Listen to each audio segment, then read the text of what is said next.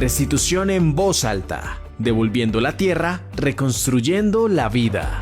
Restitución en voz alta, nuevo formato. Tenemos también la posibilidad de conversar con grandes personalidades que pasan justamente en este segundo Congreso Nacional de Restitución de Tierras. Karen, ¿con quién estamos? Claro que sí, hoy nos acompaña José Luis Quiroga, él es viceministro de Agricultura, abogado y servidor público, quien ha acompañado desde el gobierno nacional importantes discusiones sobre la tierra, derechos campesinos y por supuesto la transformación del campo colombiano. Bienvenido, mi viceministro. Muchas gracias y muchas gracias por la invitación a este espacio tan relevante en materia de restitución de tierras.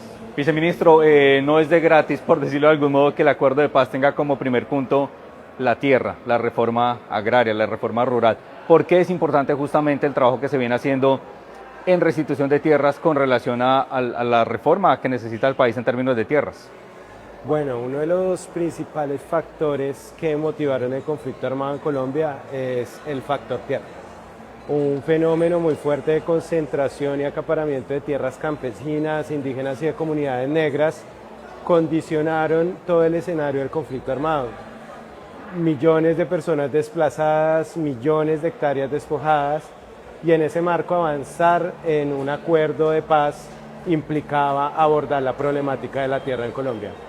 Eso ha conllevado que políticas como la redistribución de la tierra a través de la garantía de acceso a la misma a campesinos y grupos étnicos, pero también la restitución de las tierras sobre las cuales ellos tenían derechos y que fueron despojadas por medios violentos y ahora son devueltas, hacen parte de esa política de la reforma agraria.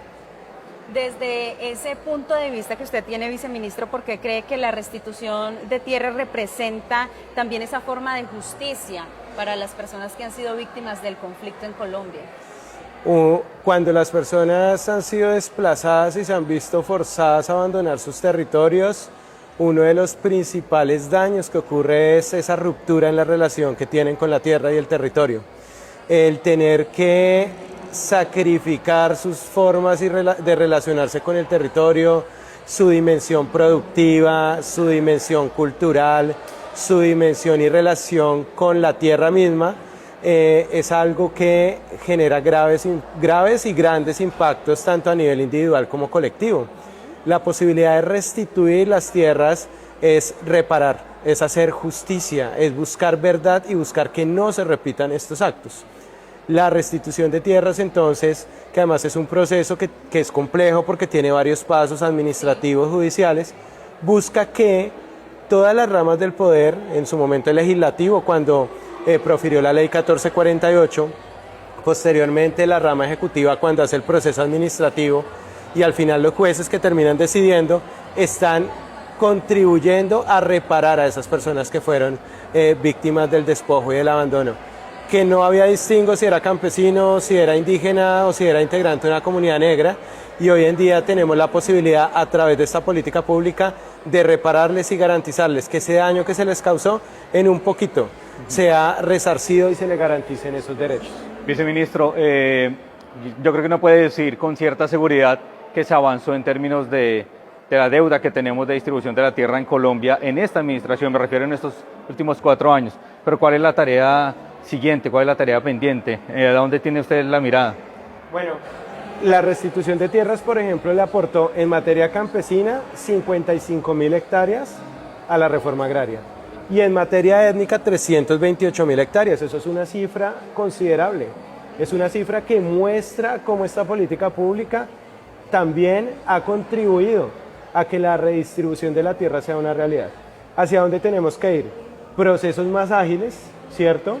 Procesos que tengan como centro a la población rural, que sean ellos el eje de todo lo que el Estado en su conjunto va a hacer, porque todos los sujetos que están inmersos en el proceso de restitución son sujetos de especial protección constitucional. Perdóneme, viceministro, claramente el ministerio necesita aquí apoyarse o trabajar con la rama judicial. Así es. A esto es a lo que se refiere su merced. Ese es un primer momento y es trabajar conjuntamente. Buscar que los procesos judiciales, pero también administrativos, sean mucho más acotados. Avanzar en apuestas como en aquellos casos donde no hay opositores, que se pueda resolver desde una mirada exclusivamente administrativa, para no tener que ir a los jueces.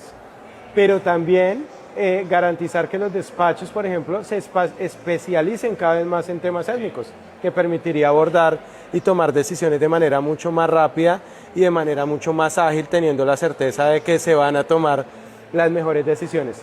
Pero también implica un mayor despliegue territorial, que implica un presupuesto mayor, implica también que existan condiciones de seguridad para que tanto la unidad de restitución, pero también las familias que potencialmente van a retornar puedan garantizar sus derechos y la seguridad sobre su propiedad que está siendo restituida.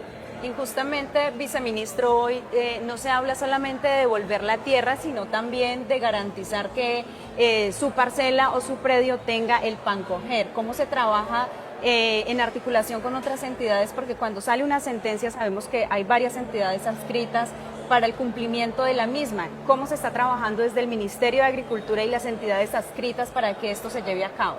Bueno, un primer momento es que durante este cuatrenio habilitamos la posibilidad de que se ejecuten proyectos productivos en cabeza de la URT. Entonces, las órdenes y decisiones... Y perdóneme, judiciales... y acá hemos visto los frutos de eso, fantástico. Así es.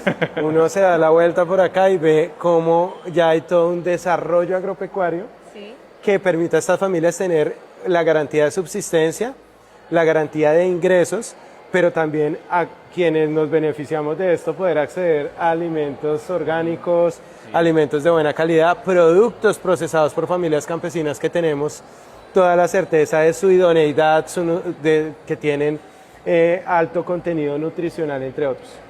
Entonces, esos proyectos productivos que hoy en día puede ejecutar la unidad de restitución garantizan ese relacionamiento con los beneficiarios de las sentencias, que se haga de la mejor manera posible, porque se conoce el territorio, hay un relacionamiento previo, hay una documentación y un diagnóstico de qué se puede hacer. Y adicionalmente a eso, con otras entidades como la Agencia de Desarrollo Rural, se vienen ejecutando proyectos con el DPS, por ejemplo, en materia de garantizar el derecho humano a la alimentación y la subsistencia de esas familias. También hay un trabajo que garantiza en la articulación de todo el Estado que estas víctimas puedan tener una nueva oportunidad en sus territorios y que sea una oportunidad que tiene toda la proyección para continuar en el tiempo. Tuvo la oportunidad, viceministro, de darse la vueltica por los stands que tenemos aquí justamente de nuestros beneficiarios de restitución. ¿Qué se siente cuando uno ya ve el fruto de todo este trabajo que se ha venido realizando? Bueno, yo creo que es satisfactorio. Y aquí yo les cuento que mi primer trabajo en el sector agricultura fue en la unidad de restitución de tierras, hace ya más de 10 años. Okay. Entonces uno ve el fruto de todo este trabajo traducido en oportunidades de subsistencia, en oportunidades reales de producción agropecuaria para estas familias. Se les devuelve su tierra, pero también se les garantiza que puedan estar en ella y que puedan desarrollar una actividad acorde a su cultura, que sea idónea para los territorios donde habitan, y en el caso de pueblos indígenas y comunidades negras, que esté en total correspondencia con sus cosmovisiones. Viceministro, pues gracias por estos minuticos aquí en Restitución en Voz Alta. Ya para cerrar, viceministro, estamos a poquitos meses de despedirnos. ¿Qué quiere hacer en estos meses? ¿Qué tarea quiere sacar adelante antes de cerrar?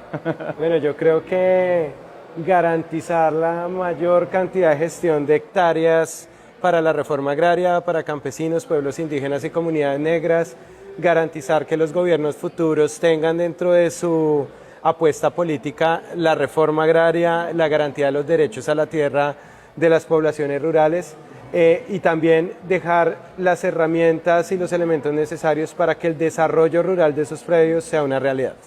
Retador, pero ministro, lo acompañamos, gracias por estar con nosotros. Karen, gracias. Esto fue un pedacito de Restitución en Voz Alta.